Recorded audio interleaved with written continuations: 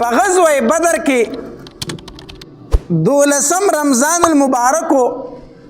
چې د غزا د پاره نبی علیه الصلاۃ والسلام د مدینه منورې نه را روان شو.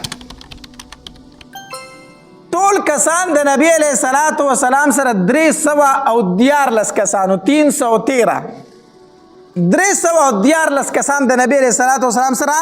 د مدینه منورې نه را روان شو. میاشت د روزې و 12مه روزه وه. د بیسرو سامانۍ خو دا حالت و چې د 314 کسانو سره صرف 2 اسونه صرف 2 اسونه د 314 کسانو سره صرف 2 اسونه دي او یا پکې اوخانو. یو اس چې دا د زبیر ابن عوام رضی الله تعالی عنه سره او دویم اس د مقداد رضی الله تعالی عنه سره. دا 2 صحابه کرامو چې صرف د دوی سره اسونه. نبی علیہ الصلوۃ والسلام دوی له تقسیم وکړو. په هر وخت باندې 3 کسان مقرر کړو چې وار په وار باندې په یو وخت باندې 3 تنه ځای. یو به په بره ناسي، 2 به پیدل رواني، بیا به بل په وخت سور شي، بیا به نور 2 پیدل رواني. هر وخت باندې 3 کسان نبی علیہ السلام تقسیم کړو. 3 تنو ته یو وخت ورکو. نبی علیہ الصلوۃ والسلام په ځان له سره وخت وانه غستو چې زما پکې دا وخت په بزه زما نه. د نبی علیه الصلاۃ والسلام سره په یو وخت کې 2 ملګري رارو. یو حضرت علی رضی الله تعالی عنہ، دویم ابو لبابه رضی الله تعالی عنہ. دا د نبی علیه السلام د اوخ ملګري وو. نو چې کله به د دې صحابه کرامو نمبر راغی کنه، نو دوی به نبی علیه الصلاۃ والسلام ته ویل د الله پاک پیغمبره مونږ پیدل زو، مونږ په وخت نه سوريګو، په وخت باندې به ته ناس یا مونږ پیدل روان مونږ تللی شو. نبی علیہ الصلوۃ والسلام ورته وفرمایل وینه خو تاسو زمانه چا کې چې زه کمزور یم چې تاسو پیدل تللی شئ نو زم پیدل تللی شم، او نه تاسو زمانه د ثواب ډیر زیات محتاجمن یئ. دا سم نه ده چې تاسو ثواب ته احتیاج لرئ او زه نه لرم، او دا سم نه ده چې زه کمزور یم او تاسو چا کې چې تاسو پیدل تللی شئ زه به در سره پیدل ځم. نبی علیہ السلام د خپلو ملګرو سره په اوښ باندې ګورې نمبر کړی دی ښه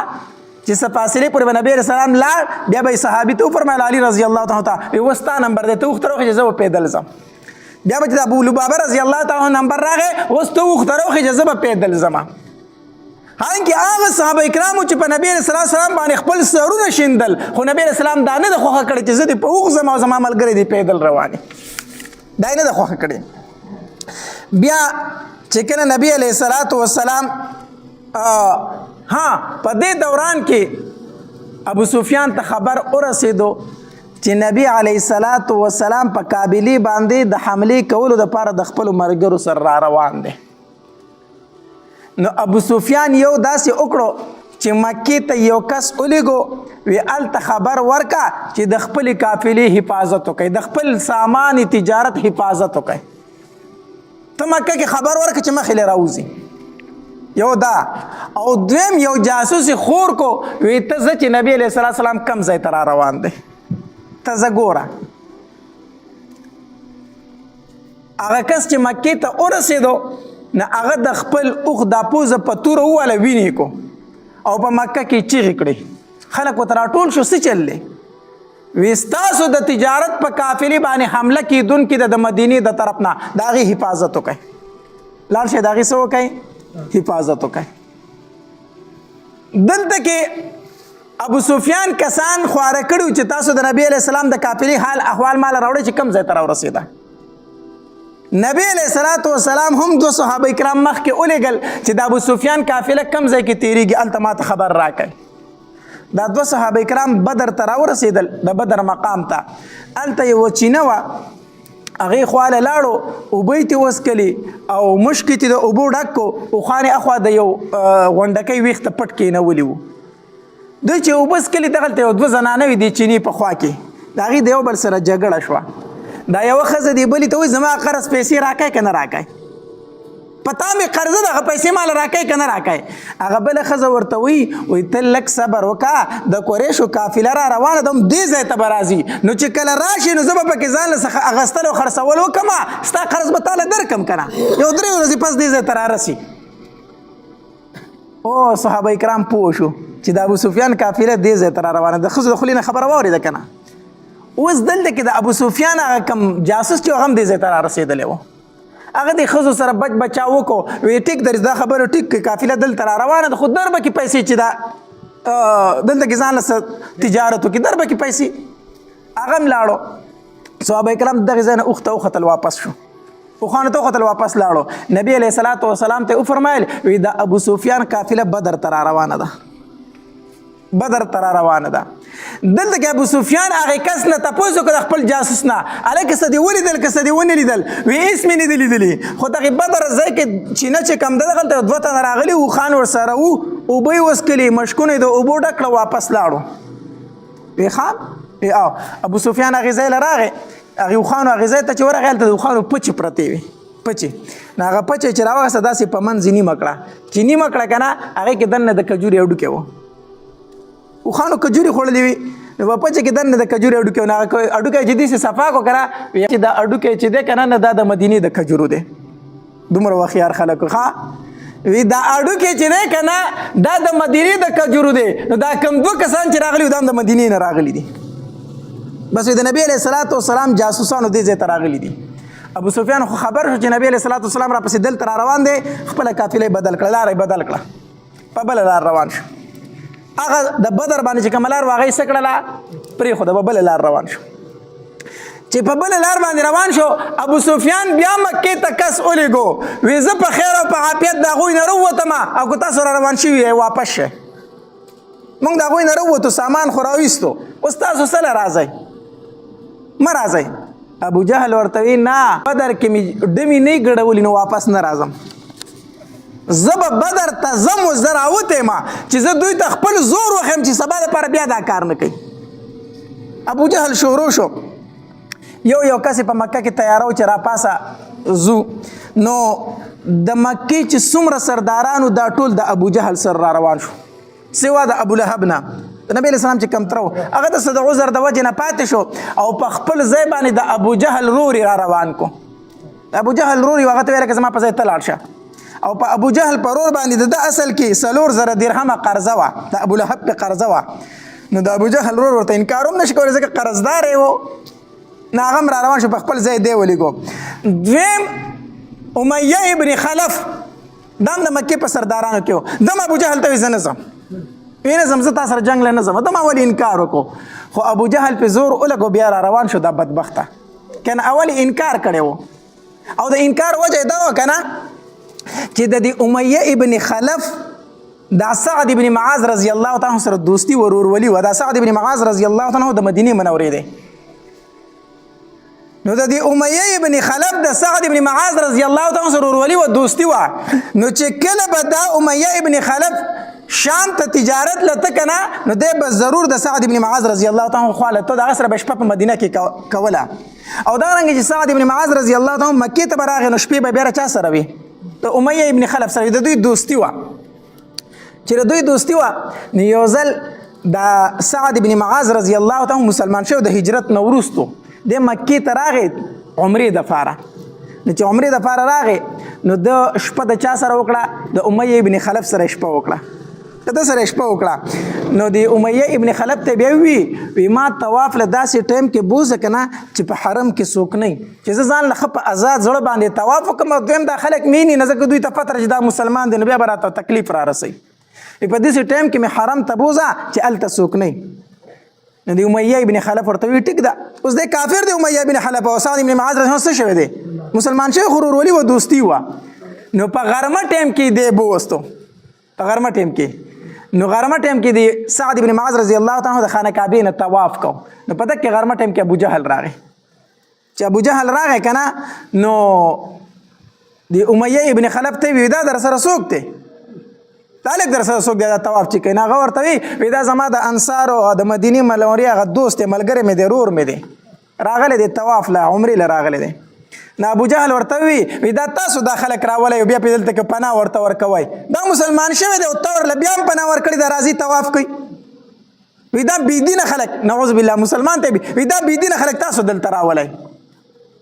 نو چې دا بیا سعد بن معاذ رضی الله تعالی ته ابو جهل وی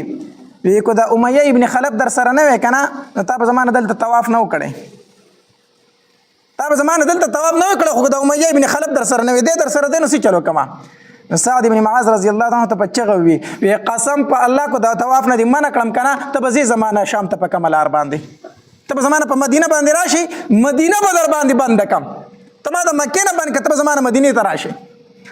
نو چې سعد ابن معاذ رضی الله عنه ته دا خبره وکړه په تیز आवाज باندې کنه د امیه ابن خلف ورته سوی دا دوسی ورته سوی وی چپ شه دا خو زمونږ مشر دی ته په چغه باندې आवाज کوي ابو جهل کنه دا زمونږ سردار دی ته ورته په تیز आवाज باندې خبرې کوي چپ شه आवाज کته کا نو سعد ابن معاذ رضی الله عنه ته سوی وی امیه چپ شه تم چپ شه قسم په الله ما د نبی علیہ الصلوۃ والسلام نه اوریدلی دي چې ته د نبی علیہ السلام د ملګرو د لاسه قتل کیږي هغه خپل دوست وي ما د خپل محبوب نه اوریدلی دي چې ته به د هغې د لاسه قتل کیږي امیه ابن خلف ورته دا چا ویلی دي نبی علیہ السلام دا خبره کړې ده محمد دا خبره کړې ده صلی الله علیه وسلم سعد ابن معاذ رحمه الله او هغه دا ویلی دي د باندې را پیر راغی پیر راغی بس پیر شو ایسی ونه وی کور ته چې کور ته لاړو نو ښځې ته څه وی یو خبره درته وکم وی وی زما د مدینې منورې د کم دوست چې راغلی ملګری هغه راته یو خبره وکړه پیسې درته وکړه وی دی راته وي چې ما د نبی علیه الصلاۃ والسلام نه اوریدلی دي چې امیه ابن خلف په زما د ملګرو د لاسه قتل کیږي وی ښه او تا تم پته ده قسم په الله چې نبی علیه السلام دروغو نه وي نو ښځې ورته بس اوس خبره واضحه ده بیا احتیاط کوه نو د مکې نه ونوځي ګوره دومره پوه و چې نبی علیه السلام دروغ نه وایي نو ښځې ورته وایي تا ته پته ده چې هغه دروغ نه وایي خو بیا د مکې نه بار ته ونوځي نو ابو جهل چې په ده پسې راغی که نه وی زو غزا له مدینې ته وی چېرته هم نه ځم نو هغه ته خپل حالت هغه خبره معلومه وه د مدینې منورې د دوسته وی نه ځم وی ته ولې نه ځې ته د مکې سردار یې چې ته نه ځې نو دا نور خلک به څه لاړ شي ابو جهل ورته وایي ته خو سردار یې چې ته نه ځې دا نور خلک به څه لاړ شي وی نه ځم امیه ابن خلف بالکل کلک وی زم نه د مکې نه وزم نه ابو جهل ورته څه وي وی داسې کار وکړه که نه زه تاله د ټولو نه تیز رفتار اس ګورم چې ډېر تیزه منډه وخي داسې اس ته له ګورم او زمونږ سره روان شه چې کوم ځای د خطره محسوس کړه را منډه کوه واپس مکې ته راځه خو په دې موکره سره ځکه اوسه چې خلک پاتې کېږي ستا د وجې نه امیه ابن خلف ورته وي ټیک ده وزم خو در سره وزم خو د نیمې لار نه به واپس راځم ګوره دومره یقین و دومره یقین و چې نبی علیہ السلام دروغو زه به د هغې د لاسه قتل کېږم نو وي وزم در سره وزم خو د نیمې لار نه به څه کېږم واپس کېږم چې ټیک د ابوجهل ورته ویل د مړه د لارې نه واپس راځه خو اوس را سره ملګری شه نو کور ته راغی ښځې ته وي زما سامان مامان تیار که زه وزم ښځې ورته وي د هغې انصاري هغې رور د هغې انصاري دوست او وروره خبره دې یېره ده سعد ابن معاذ درته څه ویلي وه خبره دې یېره ده وی نه یېره مې نه ده خو زه در کمې زه د کمې جنګ له ځمه زه خو صرف د مکې نه وځم د لارې نه واپس را تښتم خو چې دا خلک صرف وباسم د مکې نه زما د وجې نه خلک پاتې کېږي چې دوی وباسم زه واپس راځم زه در کمې ځمه ښځې ورته وي ټیک ده خو ګورې لاړ نه شي بس دی روان شو چې روان شو کوم ځای کې به چې دوی پړاو اچو د به خاص د ځان خوا ته تړو چې زما ته موقع میلاویږي چې واپس تښتمه خو د خدای شان ده او د تقدیر فیصله دا وه چې ده ته به موقع نه میلاوېده چې واپس شوی وی ده به ډېر کوشش کو چې واپس راو تښتي خو دومره به د چا په نظر کې و چې نه شو را تښتېدی را پټېدی نه شو حتی تر دې پورې چې دی ورسېدو نو دم ابو جهل ته انکار وکړ د امیه ابن خلف وی زه ستا سره نه ځما خو ابو جهل په دې باندې روان کو وی زمونږ سره اوس روان شه خیر دی بیا راځه خو چې اوس ستا د وجې نه خلک پاتې نه شي نور د مکې چې څومره سردارانو که نه هغه ټول په دې غذا کې په دې جنګ کې موجود وو د نبی علیہ السلام خلاف ووتلو نبی علیہ الصلوۃ والسلام ته خبر ورسېدو چې د ابو سفیان قافله مکې ته لاړه د ابو سفیان قافله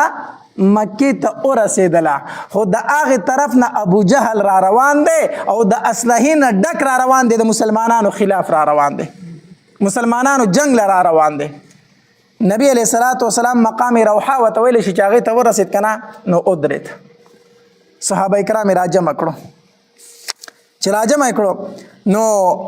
نبی علیہ الصلوۃ والسلام د صحابه کرامو سره مشوره کوي نبی علیہ الصلوۃ والسلام ورته فرمایي وایي تاسو ته پته ده چې موږ د ابو سفیان قافلې د تجارت قافلې پسې راوتي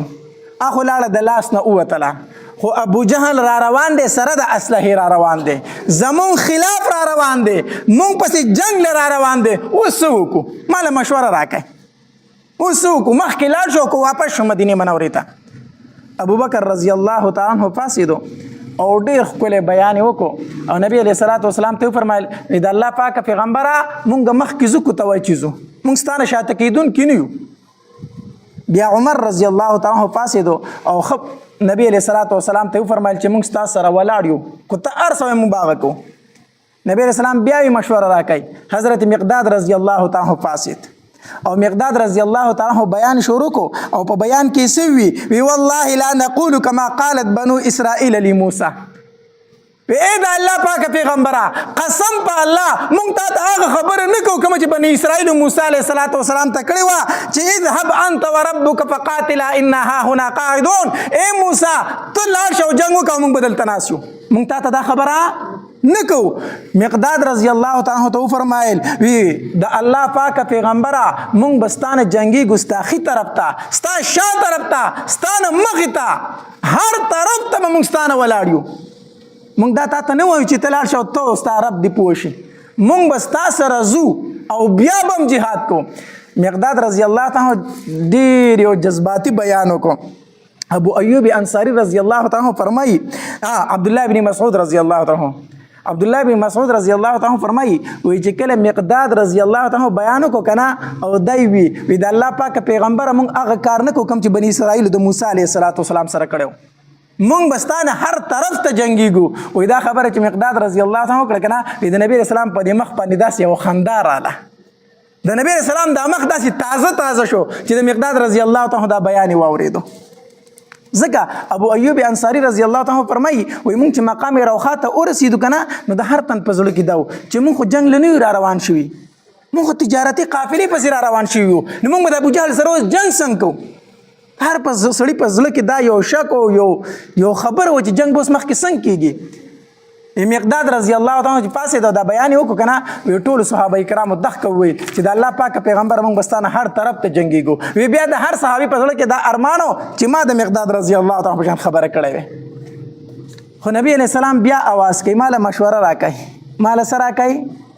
مقداد رضی الله تعالی دومره جذباتي بیان وکړو خو بیا نبی علیه السلام فرمایي ما له څه راکوي مشوره راکوي سعد ابن معاذ رضی الله تعالی پوه شو چې د نبی علیه السلام اشاره چاته ده ځکه چې عمر هم چې دی نو دا مهاجر صحابي دی مقداد رضی الله تعالی مهاجر صحابي دی ابوبکر رضی الله تعالی مهاجر صحابي دی او نبی علیه السلام بیا اواز کوي ما له څه راکوي مشوره راکوي نو سعد ابن معاذ رحمه پوه شو چې د نبی علیه السلام اشاره انصارو ته ده اے انصارو تاسو لږه مشوره راکوي نو سعد ابن معاذ رضی الله تعالی پاسېدو دا انصاري صحابي دی پاسېدو بیان شروع کو او بیان شروع کو او د بیان خلاصه دا او په اخر کې فرمایل د الله پاک پیغمبر مونږ پتا ایمان راوړی دی مونږ پتا سره راوړی دی ایمان راوړی دی مونږ ته د الله پیغمبر منلی قسم په الله کو تر ته و چې دریاب ته وردانګي مونږ به ټول وردانګو یو انصاری صحابي برانه مرستونه پاتې کیږي ته غزا یې دی کنه چې جنگ کو تر ته اوس وایي چې ټول انصار دریاب ته وردانګي مونږ به وردانګو یو انصاری صحابي به شاته نه پاتې کیږي چې کله سعد ابن معاذ رضی الله تعالی د انصارو د طرف نه دا بیان وکړو کنه نبی علیه السلام بالکل څه شو مطمئن شو او خوشاله شو ډیر زیات خوشاله شو نبی علیه السلام د مخکې تلو څه وکړله فیصله وکړه چې زو اوس کو د ابو جهل د قافلې سره جنگ راځي او کو د ابو سفیان د قافلې سره جنگ راځي خو وروستو کېدونکي نه یو موږ به اوس څه کوو غزا کوو